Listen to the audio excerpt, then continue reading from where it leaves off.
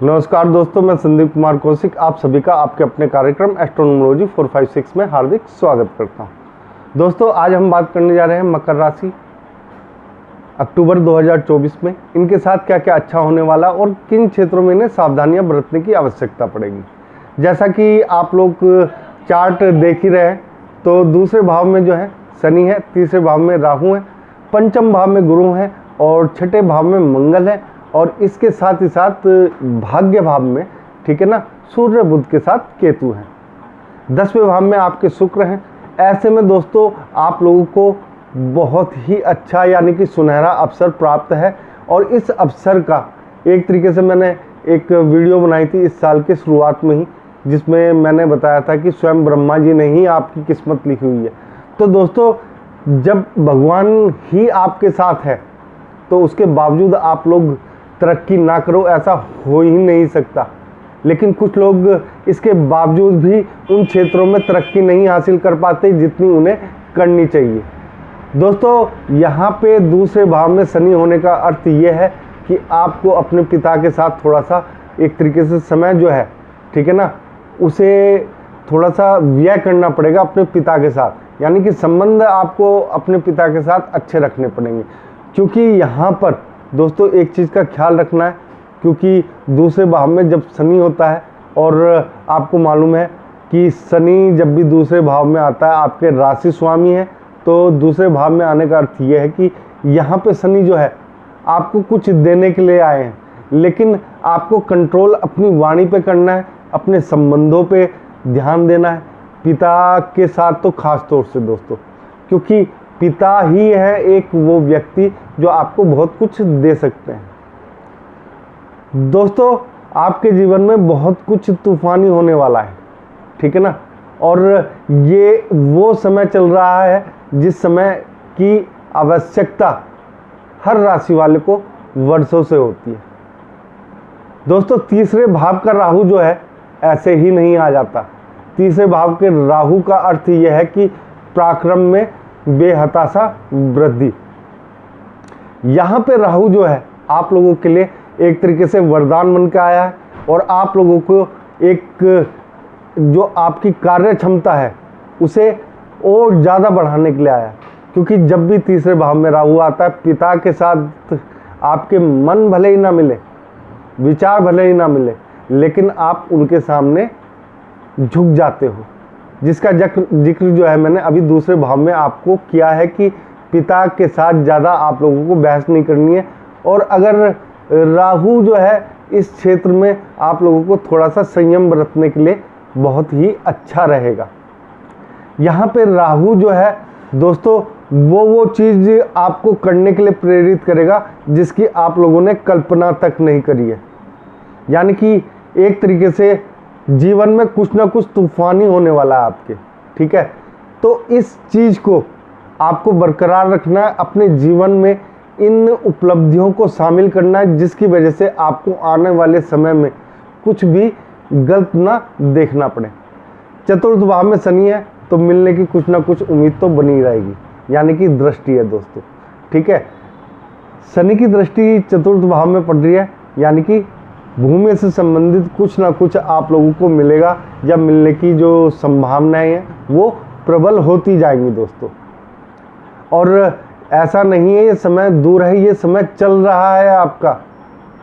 जैसा कि मैंने आप लोगों को बताया था कि राहु जो है शनि के नक्षत्र में प्रवेश कर गए हैं, उत्तरा भाद्रपद जो नक्षत्र होता है उसमें।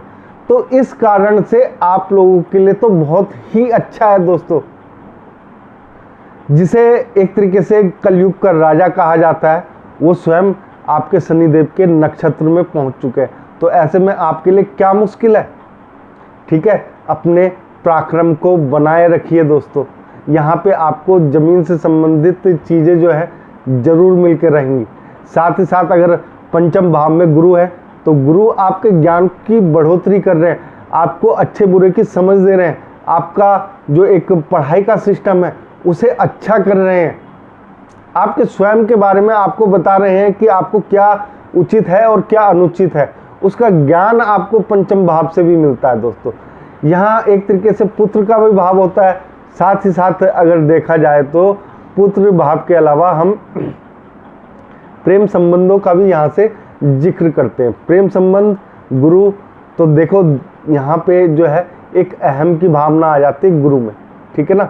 जब भी एक तरीके से प्रेम संबंधों में होता है कोई भी, या रिलेशनशिप में कह दीजिए, तो ऐसे में गुरु जो है आप लोगों को थोड़ा सा अहम की भावना दे देते हैं, यानी कि मेरे से ऊपर कुछ नहीं है और मेरे से आगे भी कुछ नहीं है। तो यहाँ पे गुरु के साथ थोड़ा सा अपनी समझ को थोड़ा नॉर्मल लाना होगा अगर आपको प्रेम संबंध टिकाए रखना है। थोड़ा सा आप लोग ही गिड़गिड़ाओगे अपने, एक तरीके से जो होते हैं ना, जो आपके प्रेमी हैं उनके सामने। तो इस चीज़ से बचने के लिए आप लोगों को दोस्तों अपना अहम त्यागना पड़ेगा। ज्ञान के साथ अहम तो आता ही है, जैसा कि आप लोगों को भी मालूम है। इसके बाद छठे भाव में मंगल है, तो दोस्तों खून से संबंधित बीमारियों से आप लोगों को बचना है। यहाँ पे दुश्मन आपका कुछ नहीं बिगाड़ पाएंगे, क्योंकि वो आपकी आंखें देखकर ही डर जाएंगे। यहाँ पे राहु तीसरे भाव में है और छठे भाव में मंगल है, तो दोस्तों ये समझ लीजिए कि कोई भी आपके ऊपर उंगली नहीं उठा पाएगा। अगर उठा दी उंगली तो वो उंगली उठने लायक नहीं रह पाएगी। यहाँ पे इस प्रकार से राहु जो है और मंगल मिलके कार्य कर देते हैं दोस्तों। इसके बाद दोस्तों अगर देखा जाए यहाँ पे आपका जो धन है, रुका हुआ धन है, ठीक है, या नौकरी पेशा है, उसमें आप काफ़ी तरक्की करेंगे। व्यापार आपका नॉर्मल से ऊपर चलेगा, यानी कि लगभग जो आपका 40% चल रहा था बिजनेस, उसमें एकदम से आप लोगों को बढ़ोतरी देखने को मिलेगी। इसका कारण दोस्तों आपके नवम भाव में सूर्य बुध केतु का होना है। ये आपके भाग्य को चमकाएंगे नहीं, बल्कि उसमें चार चांद लगा देंगे। यहाँ पे भाग्य जो है आपका इतना साथ देगा जितना आपने सोचा नहीं। हर चीज़ की इच्छा करेगी, हर चीज़ को पाने का मन करेगा। यही देखो पृथ्वीलोक पे जो भी व्यक्ति आया है उसकी सारी इच्छाएं पूरी नहीं होती, लेकिन चाहत भी कोई चीज़ होती है। अगर चाहत ही नहीं है किसी भी चीज़ की, तो आगे बढ़ने से आप लोग वंचित रह जाते हैं। तो वंचित ना रह जाओ आगे बढ़ने से, इसके लिए दोस्तों ये केतु आप लोगों को प्रेरित कर रहा है कि आगे बढ़ो और एक तरीके से हर चीज़ का स्वाद चखो। यानी कि जीवन में हमें जो कुछ मिला है, हर चीज़ का आनंद लो आप लोग। इसलिए केतु यहाँ पे बैठा हुआ है। सूर्य और बुध जो है एक तरीके से रफ्तार दे देते हैं बहुत ज़्यादा केतु के साथ बैठ के।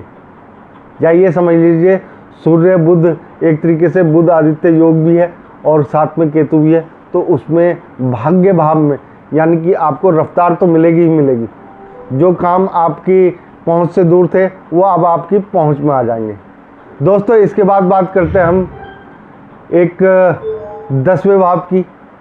10वें भाव में आप लोगों को नौकरी से संबंधित कोई खास परेशानी नहीं आने वाली है। आप लोगों का जो भी कुछ है बहुत ही अच्छा चलेगा, ठीक है। यानी कि नौकरी में आप लोगों को वृद्धि देखने को मिलती रहेगी। ये बात करते हैं दोस्तों 11वें भाव की। 11वें भाव में जैसा कि आप लोग देख ही रहे हैं, हमारे जो है ये एक तरीके से धन लाभ का भाव होता है। यहाँ पे अगर कोई भी ग्रह नहीं है तो थोड़ा सा कोई चिंता की खास आवश्यकता नहीं है, क्योंकि अष्टम है। अष्टम यानी कि गुरु का भी भाव है और आप गुरु की दृष्टि भी है स्वयं। तो ऐसे में आप लोगों को काफ़ी कुछ फ़ायदा होता हुआ दिखाई देगा। यहाँ पे गुरु आप लोगों को बहुत कुछ देंगे और आपको एक तरीके से आगे की तरफ ले जाते जाएंगे दोस्तों। इसके बाद बात करते हैं 12वें भाव में। 12वें भाव में मंगल की दृष्टि होने के कारण दोस्तों आप लोगों को विदेश से संबंधित जो चीज़ें हैं उनमें बढ़ोतरी देखने को मिलेंगी और आपका मन अध्यात्म में लगेगा। अध्यात्म चीज़ों की ओर आप आकर्षित रहोगे। किसी ना किसी देव स्थल की ओर जाने का आपका मन करेगा और वहां जाने की आपकी इच्छाएं भी पूरी होंगी। दोस्तों अगर आप लोगों को हमारा ये कार्यक्रम पसंद आया, ज़्यादा से ज़्यादा लाइक करें, शेयर करें और कमेंट करना ना भूलें। कमेंट में जय श्री राम जरूर लिखें और आप सभी को भी हमारा जय श्री राम दोस्तों।